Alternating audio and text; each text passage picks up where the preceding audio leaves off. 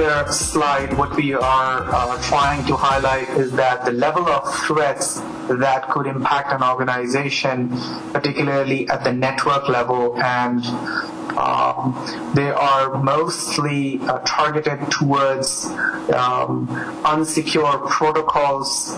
As we all know, they could be FTP or insecure SMTP. Like traditionally, they have been used to exchange data, but if they have not been secured or rather properly configured, could lead to an attack. In addition to that, access, I mean, as the slide speaks for itself, if access is not configured, if there are inadequate ACLs, access control lists, or roles not defined, it could actually lead to attacks as well. And then the last one on this slide is the denial of service attack. That's primarily due to the bogus traffic or illegitimate traffic that's targeted towards an organization, which can saturate the resources of that organization. Okay, I've moved on to the hardware threat slide. Do you want to go ahead? Sure. On this particular slide, we are discussing in terms of what are the different levels of threats that could have an impact on an organization's hardware, primarily the servers that host applications or websites or backup systems, as well as the endpoint devices. It could be the workstations, the laptops, or even mobile devices which the users use to exchange information or facilitate or support a business process. So some of the threats to that could be lack of system and security patches on those servers or workstations, inadequate monitoring of activities that could lead to an incident, and also inadequate backup of critical data. And and the storage also plays a big part, like what type of storage devices does the organization have when it comes to storing classified or system critical information. Okay, slide 7, software threats. Go ahead, please.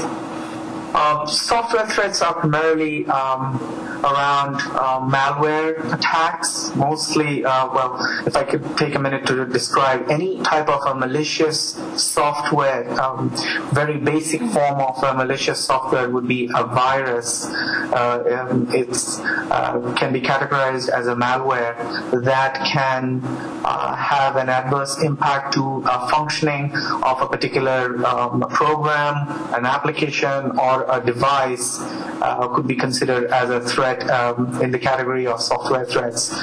In addition to that, we could have weak access controls and also weak application in general, like bad coding practices, rather unvetted code that could have been released into a production environment that could have a negative impact on supporting that particular business process.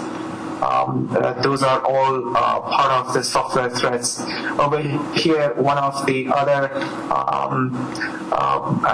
components of a software threat would be the insecure or the unsecure storage of PII, which is personally identifiable information or private data of the organization or individuals that could be at risk to this particular types of software threats.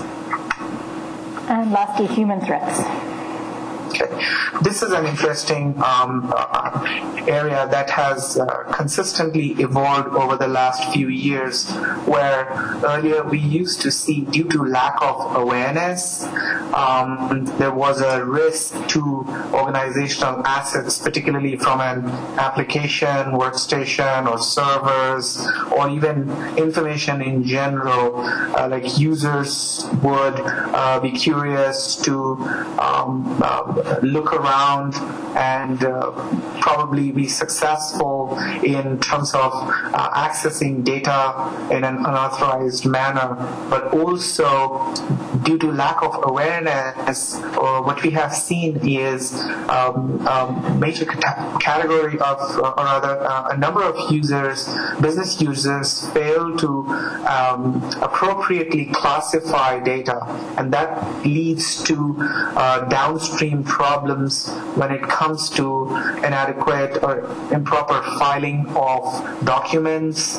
They are all over the network drives, or they're not actually filed in the designated content and document repositories, which could lead to a further unauthorized access by someone who should not have access to. That's the first type of human threat. The next one is the training aspect. Like humans, as we all are in terms of, we know that if we are not trained to a specific level to understand the priority and focus of the organization when it comes to treating information security to the required level, it could lead to an erroneous behavior or some kind of an incident that could be risky to the organization in general.